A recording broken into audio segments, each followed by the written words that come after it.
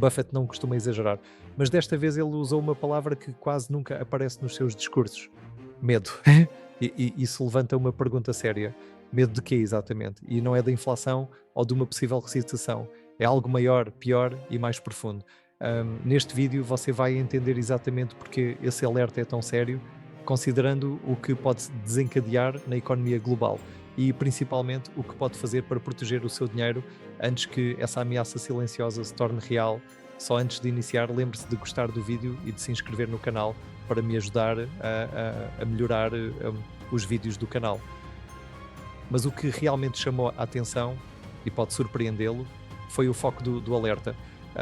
Ao invés de citar clichês, Buffett apontou um risco que poucos estão observando com atenção, o descontrole fiscal. Um, para ele, o maior perigo hoje não está nas variações de curto prazo, mas na trajetória que parece ignorar limites básicos de sustentabilidade. Pela forma como disse, ele não está sugerindo uma crise repentina, está descrevendo uma ruptura inevitável, caso o ritmo atual continue. A lógica é simples, os Estados Unidos estão gastando muito mais do que arrecadam e o mundo inteiro confia que essa conta será paga no futuro. Mas o que acontece quando essa confiança é questionada é exatamente por isso que Buffett mencionou o risco à moeda, porque a crise se manifesta primeiro por meio da inflação, da perda de valor real dos ativos e da instabilidade global.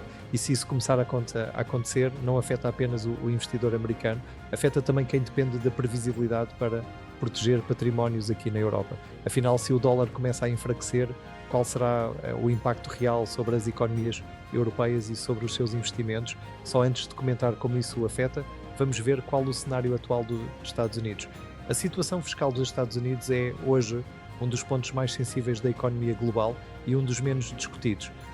O déficit atual gira em torno de 7% do produto interno bruto. Isso significa, na prática, que para cada 100 dólares que o país arrecada, gasta 107. A diferença, claro, é coberta com mais dívida. E essa dívida já ultrapassa os 34 trilhões de dólares. Agora, pare e considere, se você tivesse uma dívida pessoal de trilhões e ela crescesse mais de 1 trilhão por ano só de juros, como isso terminaria? A consequência imediata desse desequilíbrio é uma tríade perigosa. Primeiro, a possibilidade de aumento de impostos, algo que sempre gera tensão nos mercados, não é? Segundo, a necessidade de emitir mais moeda, o que pressiona a inflação. E terceiro, a mais preocupante, a redução da confiança nos títulos do Tesouro americano. E porquê que isso importa tanto? Porque esses títulos são a base dos fundos de pensão, dos bancos centrais e da própria arquitetura do sistema financeiro internacional. Em 2023, esse risco começou a se tornar visível. A agência Fitch rebaixou a nota de crédito dos Estados Unidos. E esse foi um sinal que poucos perceberam, mas que pode ser o estupim de algo muito maior do que uma simples correção de mercado. E o mais curioso, então, apesar da alta demanda por treasuries, o custo de financiamento está subindo. Isso indica que o mercado está exigindo um prémio maior para correr esse risco. Pensa em uma empresa que há 20 anos gasta mais do que fatura. Sustenta esse ciclo pegando novos empréstimos. Até que ponto essa lógica se sustenta? Quando esse ciclo romper, não será um problema isolado dos Estados Unidos. Pode ter certeza que você sentirá o impacto, inclusive aqui na Europa. Para o investidor europeu, pode parecer que os desequilíbrios fiscais dos Estados Unidos são um problema distante, mas basta observar o papel que o dólar exerce no sistema financeiro global para entender o quanto essa percepção é perigosa. Cerca de 60% de todas as reservas cambiais mantidas por bancos centrais no mundo e mais de 80% do comércio internacional são transacionados em dólar. Essa moeda funciona como âncora da economia mundial. Agora, imagine o que acontece com as outras quando essa âncora começa a perder estabilidade. E aqui está o que quase ninguém fala. Uma crise no dólar pode desestabilizar o seu banco, o seu fundo de pensão e o seu bolso. Se os títulos do Tesouro americano perdem valor, essas reservas se deterioram. E isso já está acontecendo. Além disso, um dólar instável impacta diretamente o custo de importações para países europeus, pressionando preços internos e reduzindo a margem de empresas exportadoras.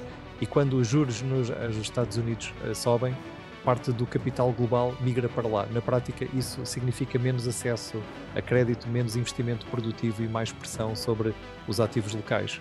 Há precedentes para isso. Em 2011, quando a nota de crédito dos Estados Unidos foi rebaixada pela primeira vez, as bolsas de valores em todo o mundo registraram quedas significativas. Agora que o cenário está claro, vem a parte que separa os protegidos dos despreparados, como transformar tudo isso em estratégia prática. Para isso, agora vou mostrar 3 pilares: como proteger o seu património, oportunidades que aparecerão e erros para evitar. Nos últimos 2 anos, os bancos centrais foram forçados a manter os juros em patamares elevados e, ao contrário do que muitos esperavam, essa realidade não vai mudar tão cedo. Com a inflação ainda resistente, as autoridades monetárias precisam manter o aperto, o que pressiona fortemente empresas frágeis. O resultado, o que os analistas chamam de corporação zumbi, empresas que andam, mas já estão mortas financeiramente. E o número delas está explodindo. Só nos Estados Unidos estima-se que uma em cada 5 empresas listadas na Bolsa não gera caixa suficiente nem para pagar os juros da própria dívida. Na Europa, esse número é mais baixo, mas segue crescendo, e qualquer choque nos mercados pode acelerar esse colapso. Diante desse cenário, a proteção começa com foco em ativos que geram caixa real, empresas sólidas que pagam dividendos regulares e crescentes. Em seguida vem a diversificação cambial, além do euro, ativos denominados em pelo menos outras 2 moedas. Por fim, a liquidez estratégica. Ter uma parcela em caixa pronta para ser usada em momentos de correção. Contas remuneradas e ETFs de curto prazo oferecem essa flexibilidade com baixo risco. E aqui vai um princípio decisivo: a melhor defesa é ser recebedor de juros, não tomador. Quando o momento apertar, você quer estar do lado que recebe os rendimentos e não do que depende de crédito para sobreviver. Só que proteger seu capital é só metade do jogo. A outra metade, agarrar as oportunidades que surgem quando todos estão com medo. Porque se há riscos crescentes, também existem oportunidades escondidas. E é exatamente isso que vamos explorar a seguir. Porque, diante de tantos riscos sistémicos, a tentação pode ser recuar. Mas é precisamente nos momentos de incerteza que surgem as oportunidades mais assimétricas. A diferença entre quem se protege e quem prospera reside na capacidade de enxergar onde ainda há crescimento real. E, surpreendentemente, esse crescimento não está a vir dos centros tradicionais. A Índia e o Sudeste Asiático vêm expandindo os seus PIBs a taxas superiores a 6% ao ano de forma consistente. Com a estabilidade política crescente e uma classe média em rápida formação, o consumo local torna-se mais previsível e com isso, empresas regionais e multinacionais com presença nessas áreas ganham espaço, oferecendo ao investidor europeu acesso indireto a mercados em plena ascensão. Ao mesmo tempo, sectores defensivos continuam a entregar valor mesmo em ambientes desafiadores. Empresas de saúde, utilidades públicas e consumo essencial têm uma demanda estável, margens previsíveis e resiliência histórica. É exatamente o tipo de base que reduz a volatilidade numa carteira de longo prazo. Quem acredita que a Europa não tem mais oportunidades está a ignorar dados objetivos, pois grandes nomes da nossa bolsa também são bons ativos. Basta esperar para os comprarem com momentos de grande pânico, quando estiverem até 50% mais baratos. Lembre-se, os próximos 5, 10 ou 20 anos serão moldados pelas decisões que você toma agora. Não se trata de prever o mercado, mas de estar bem posicionado. E para que esta estratégia seja completa, falta um elemento essencial: saber o que evitar, porque apenas um erro pode comprometer décadas de construção. O maior risco é cometer os erros que parecem inofensivos no início, mas que se tornam letais quando o cenário muda. O primeiro deles é a alavancagem. Com os juros persistentemente altos, o custo do dinheiro aumentou. Operar com dívida é multiplicar o risco de colapso.